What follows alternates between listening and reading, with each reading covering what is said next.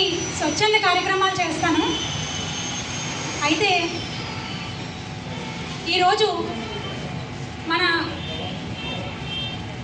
గ్రామ పంచాయతీలు నిర్వీర్యమైపోతున్న ఈ రోజున మన రాష్ట్ర ప్రభుత్వం తీసుకున్న ప్రతిష్టాత్మక నిర్ణయం గ్రామ సభలు.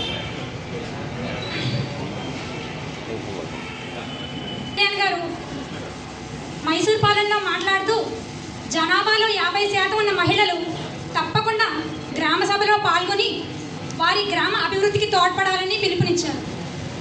అందుకని నా వంతుగా నేను ఇవాళ ఈ గ్రామ సభకి వచ్చాను.